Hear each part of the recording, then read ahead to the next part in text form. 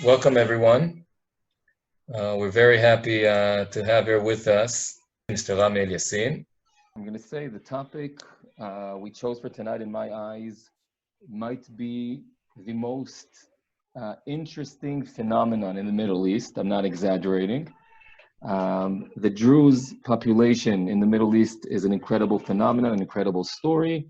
The Druze in Israel is, if you ask me, a very big story of success. The integration the Druze community serves. For those who don't know, Rami will explain shortly what is the Druze community, but I'll just say the Druze is a minority in Israel. We're talking about roughly 120,000 people living here, and they serve in the Israeli Defense Forces. Some of the best friends I have from my military service are Druze, and I visited them at home, and they visit me, and we went to each other's weddings, and it's not something uncommon.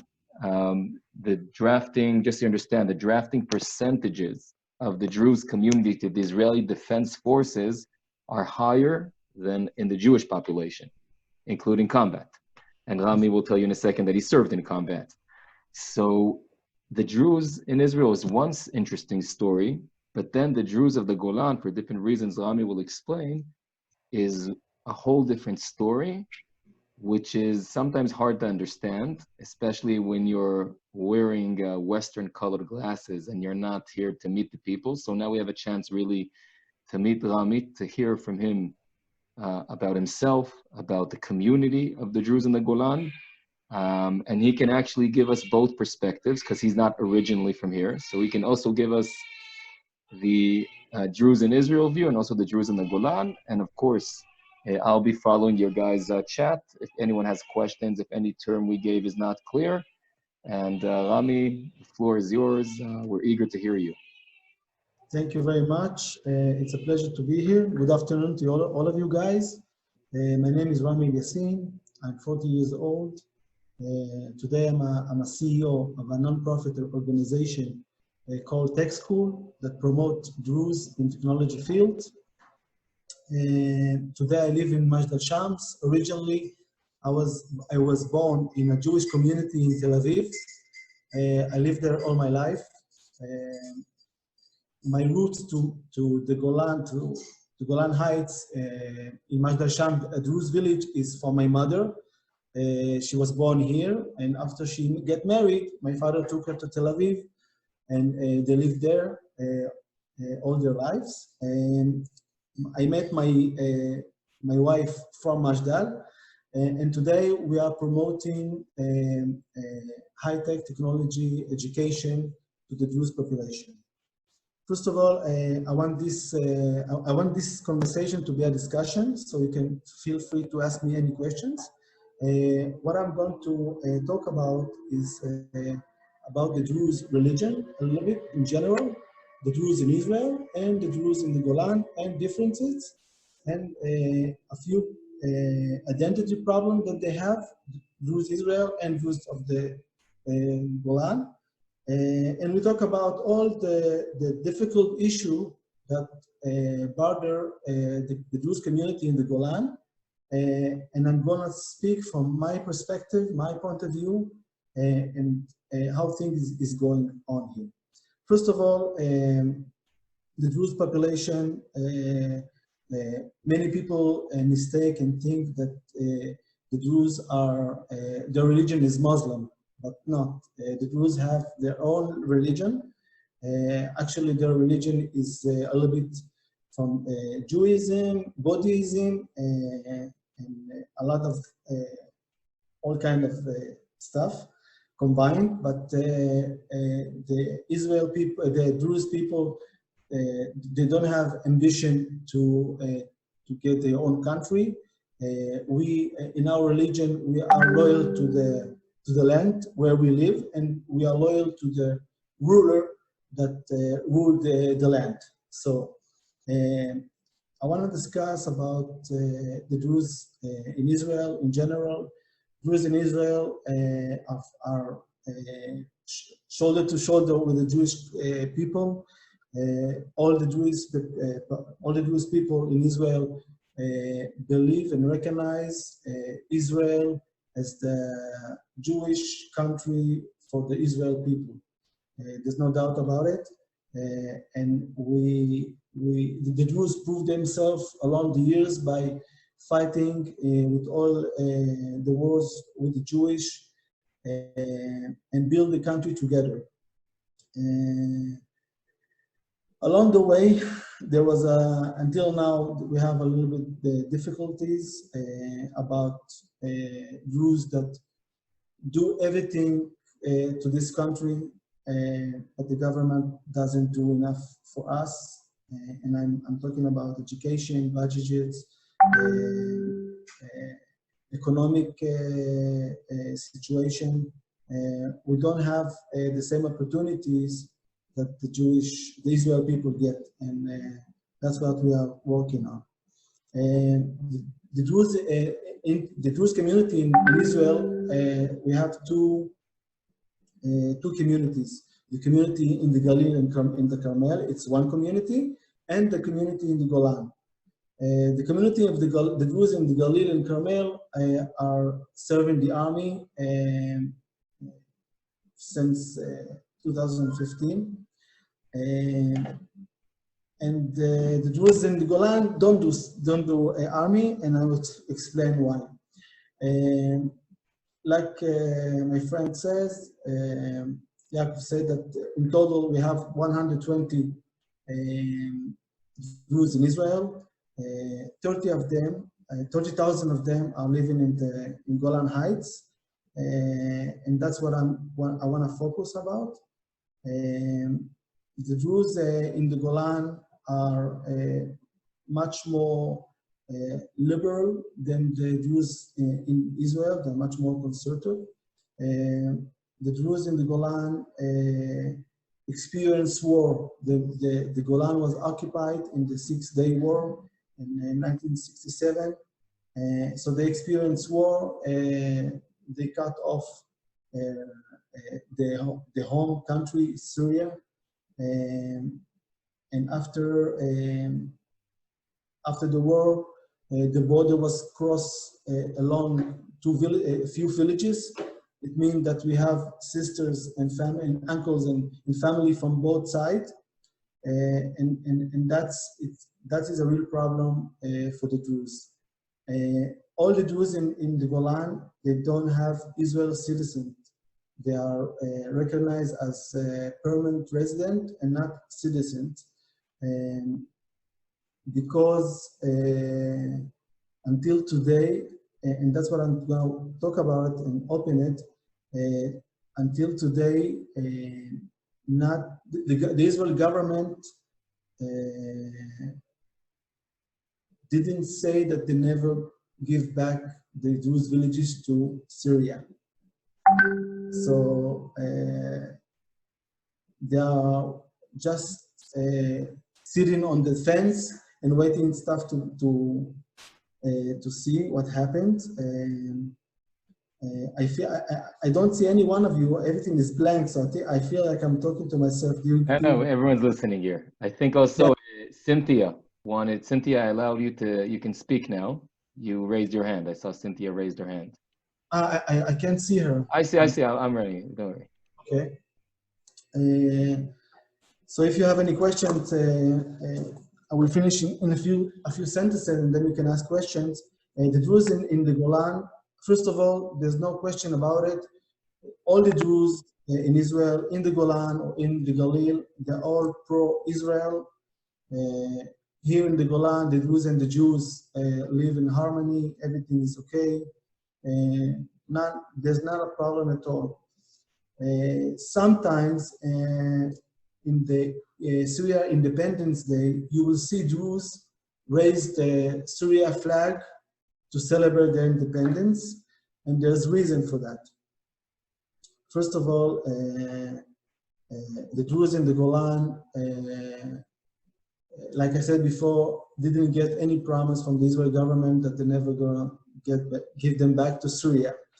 And second thing, you have family in the other side.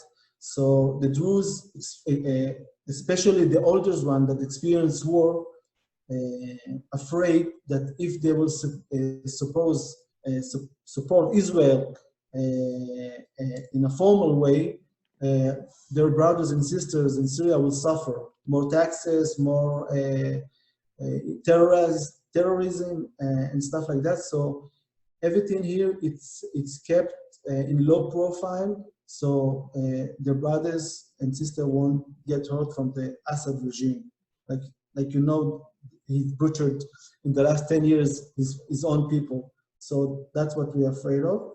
The second thing is that the Druze in the Golan raised the flag.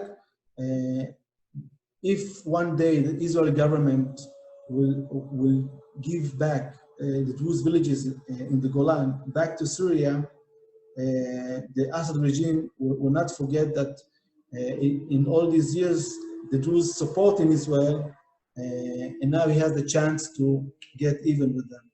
So this is everything here. It's in a low profile. Sometimes the Jewish in Israel, the Jewish people don't understand why the Jews raise their flag, the Syrian flag, and they get very upset. And they say like, we don't need you here, you can go back to Syria, we don't love you, it's okay. But there's another, so this is the reason why.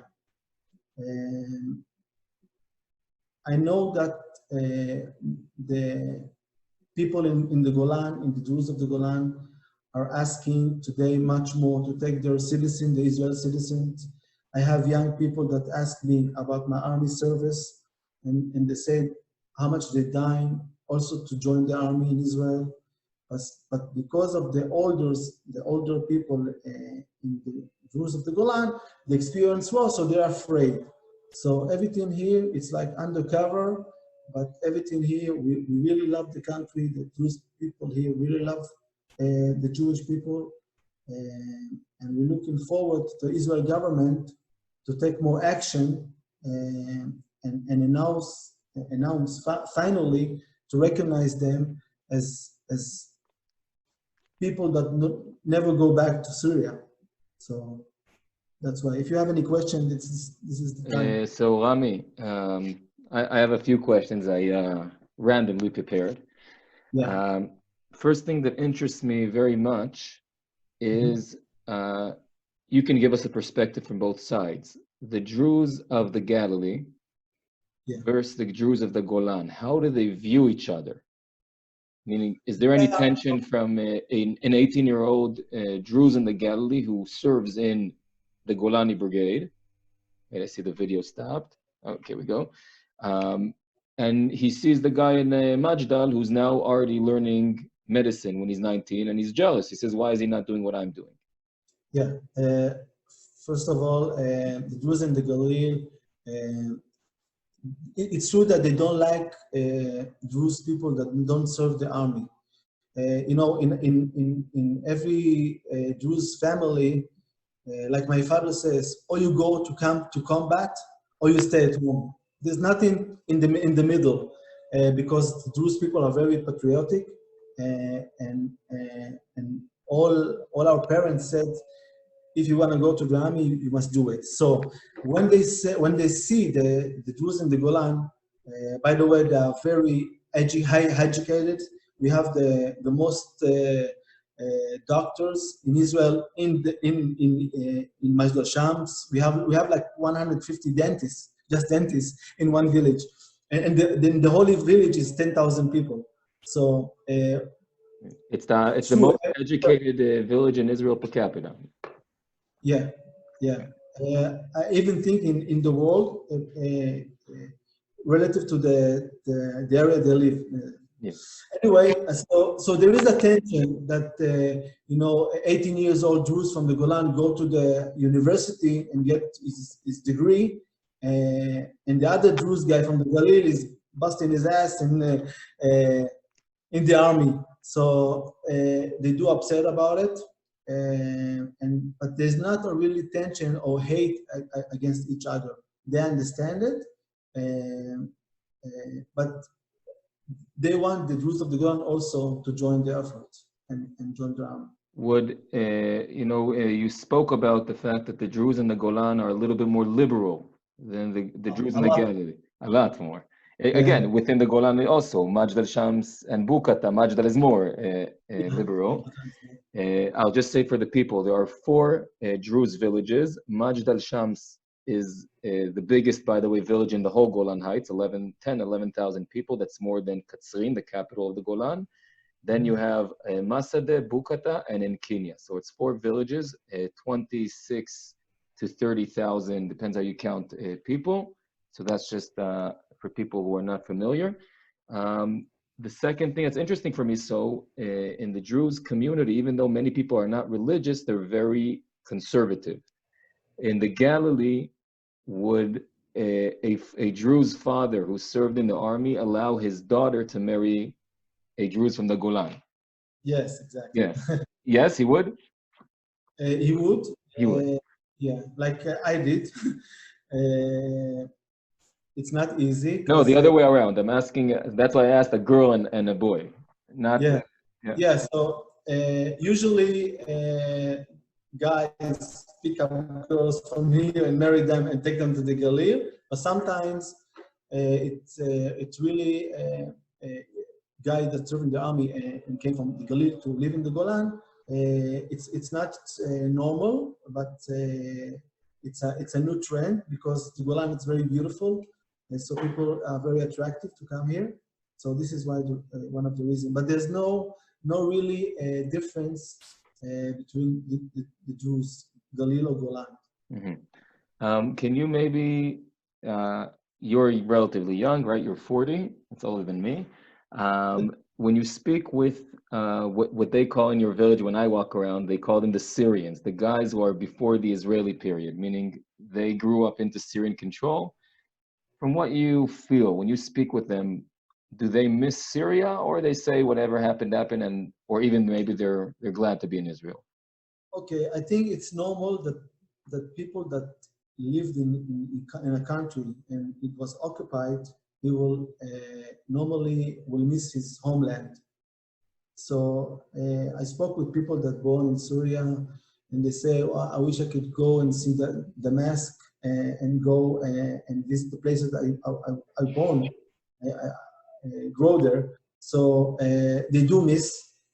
I can tell you that the older people really say that they want to go back, but like 95% of the Jews here, they are really happy under the Israel regime, and they won't replace it ever. So that will lead me to the next question. Can you talk about the effect of the Syrian civil war? For 9 years, the battles are happening just, you can see it very well from Majd al-Shams. I'm going to tell our audience, the people following us on Facebook, on here, on Zoom, that I wish I could show you a map. You can Google it. Across the border from Majd al-Shams, there's a Druze village called El-Khader, same family, and a political border splits between them. And just so you understand, the Druze community in Syria, remember what Rami said, they need to be loyal to the ruler. So they are part of Assad's army.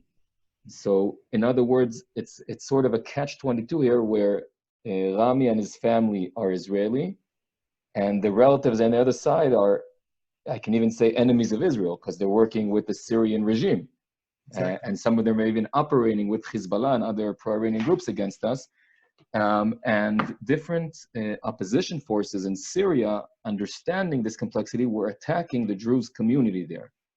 Okay. So maybe you can describe that. Yeah, first of all, the civil war in Syria, we do see the bombing from the other side. It was a very painful period, and it still is. You know, when you hear the bomb fall in the next village, it's fright.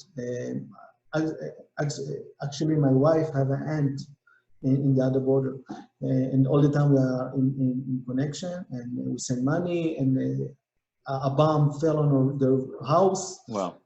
Terrible.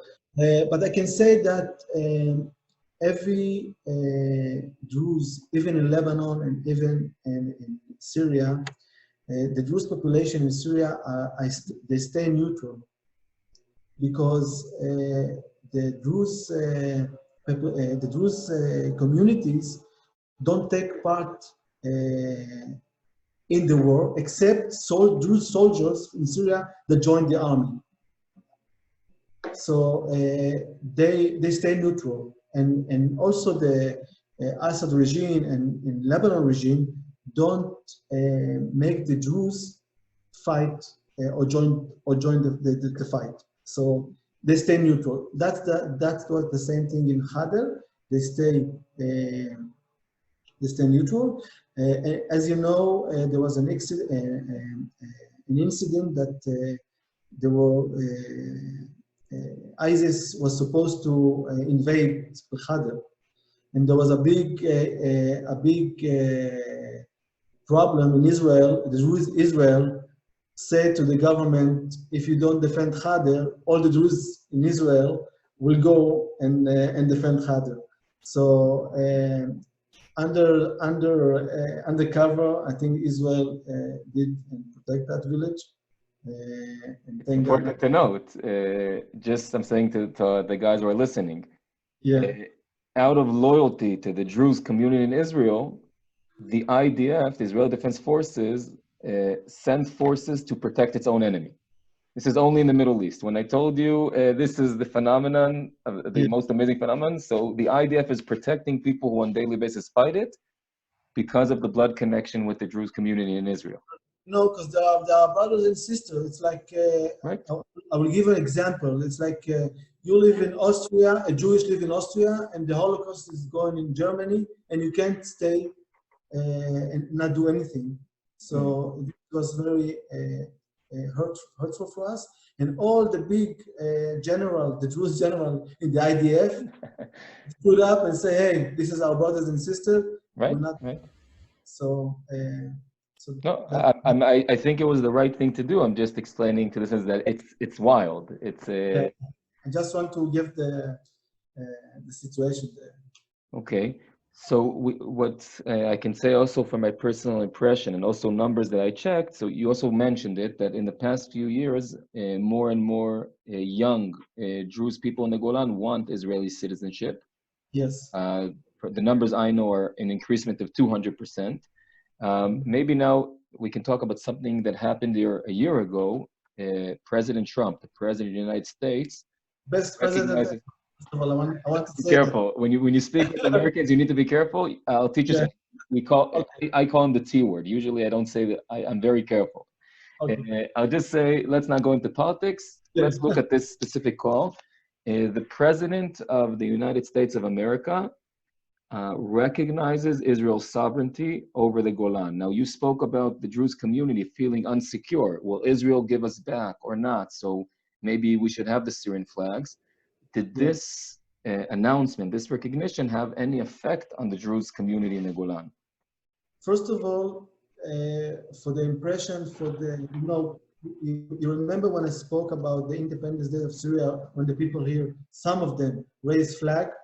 So after the American recognition, wow, got it. So they have to make a stand for the Syrian regime to see, hey, we object that. But of course, we all are very happy that the American state recognized the Golan. For us, if you look about on history, the Golan is belonged to Israel more than the Golan was belonged to Syria. So for us, it's normal. People take this normal, and we're blessed. We're blessed. Doesn't that you deal today with education, right? You're educating for high tech, but you deal with education. How challenging is it for the young generation though to grow up? I think you mentioned it, sort of. I can say without an identity. Exactly.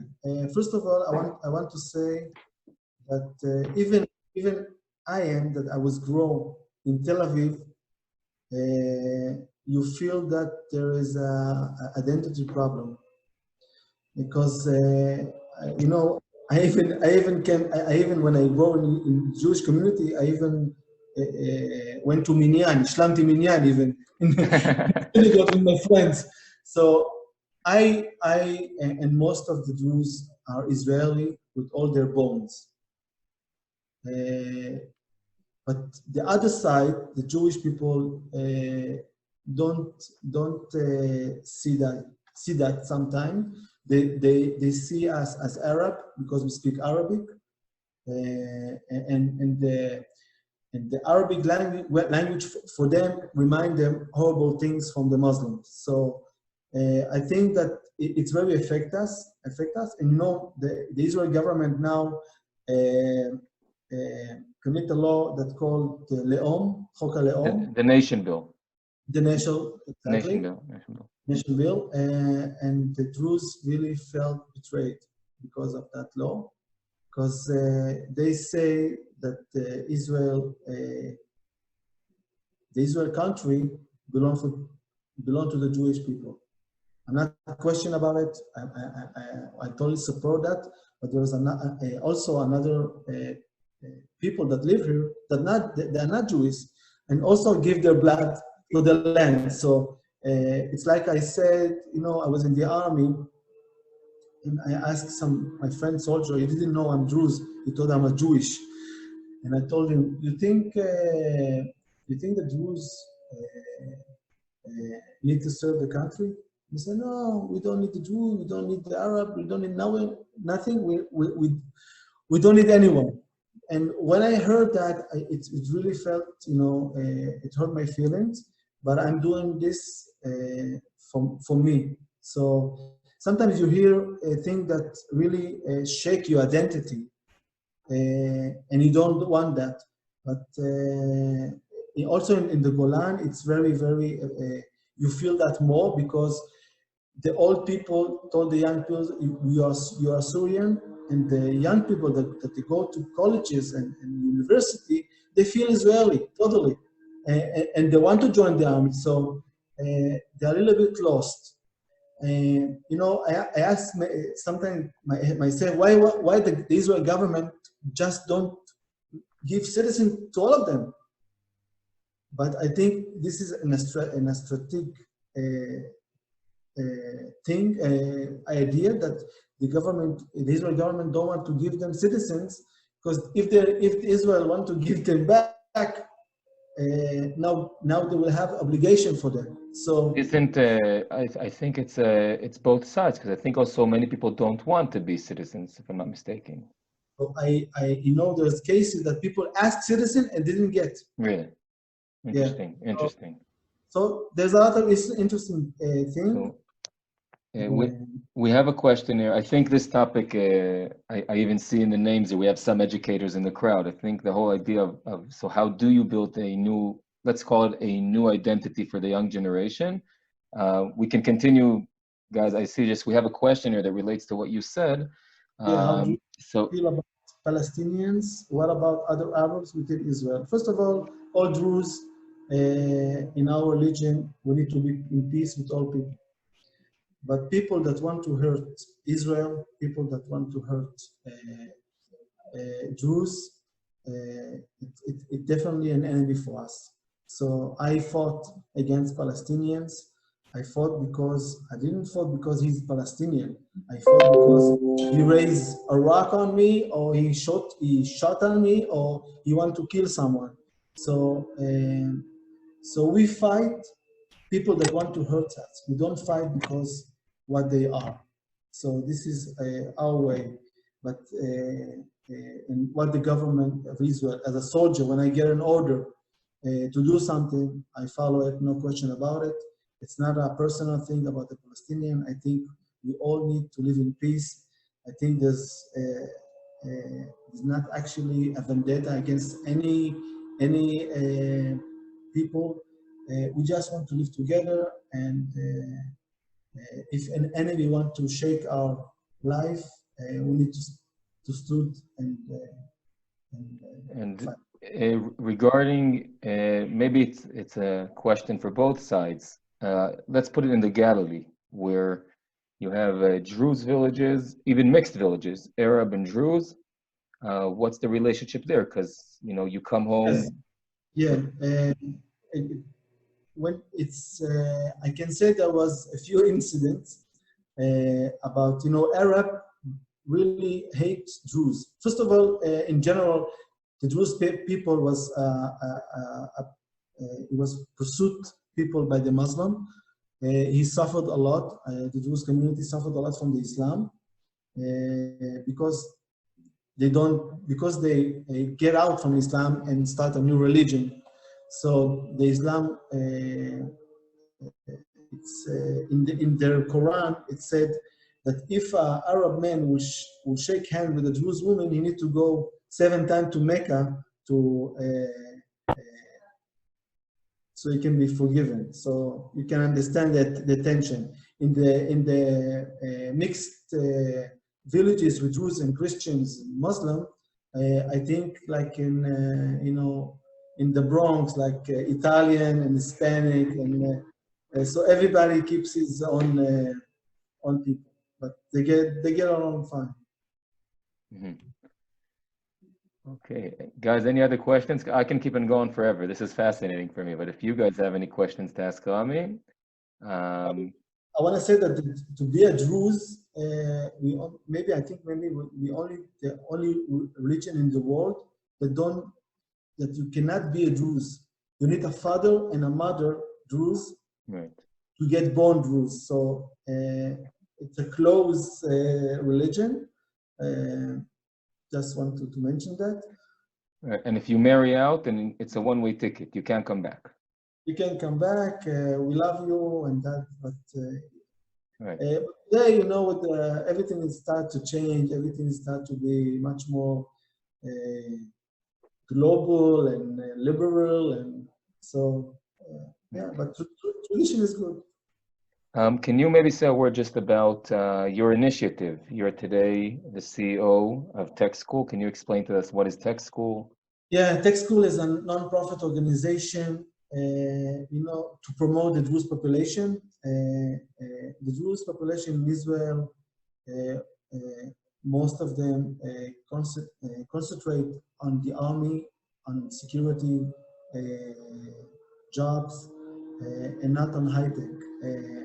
And we have, Israel is a worldwide powerful nation of high tech, and we have the best brothers to learn from them technology, and I see this opportunity for my Druze community to learn high tech and join to the high tech industry in Israel.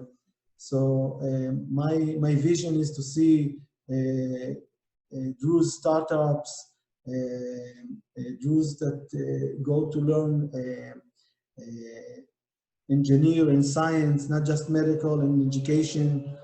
We want to see them more creative and do more. So we develop a program that educate Druze in technology field. We actually recently we have a joint project with the U.S. Embassy in Israel, a great project with the youth, and we are looking forward to keep on. We actually have also Jewish students in our college. How many students total? In total, we had like 400 graduates. 50 from them was Jewish. From Katrin, Odem, Alonei Bashan, from across the Golan. So it's nice to see, Jewish students and Druze students learn together. And my teachers are also Jews, and it's a lovely combination, and we really love it. Okay, there's a question here which I'll answer together with you, because I was actually going to mention this before you end. Do Golan Druze have self-government at the local level? Do they participate in local elections? Oh, okay. So the Druze in Israel are like all resident, and they also vote. Because we are a minority in Israel, we don't have a lot of political power. Because of that, we pay for less budget and less development in our villages. The Druze in the Golan, because they don't have citizens, they can vote government, but they can vote for the municipal authorities in their villages. So last year, it was the first time that the Druze in the Golan vote to choose their own mayor. So it's a good progress. Right. Yeah, I'll say up to then, during the 50 years before, the government would appoint someone, since the approach was that the Druze community will not take part in the political game in Israel, because that would show Assad that they're traitors. So this was the first time actually that they took part in the political game. There was a lot of tension around it. The older sheikhs, the older religious leaders in some villages were very against it. But in Majd al-Shams, right, a great guy was voted. In Bukata, there's also a great guy, Abbas. Yeah. And there's now, I think, a young leadership growing in your Yeah. villages. I can say that now that they experienced those elections, now they are totally prepared to the next election. So I think the number will rise. Now they have the choice to choose their own mayor and not just to point one. So I think it's a good progress. I really believe in the future that the Druze and the Golan will join also to the IDF and hope to be involved in all the obligation of all citizens in Israel, like the all citizens in Israel. Okay, Rami, thank you very much. This was fascinating. We're going to put your contact details also for anyone who wants to continue this conversation. Guys, thank you very, very much for joining us. Thank you for having me. It's a great opportunity to present the Jewish community, the Druze community here. And I hope to cooperate in the future. Pleasure. Thank you Laila Tov in Majd al-Shams, and Tzorayim Tov in good afternoon in the United States and in England. Laila Tov, goodbye. Bye-bye.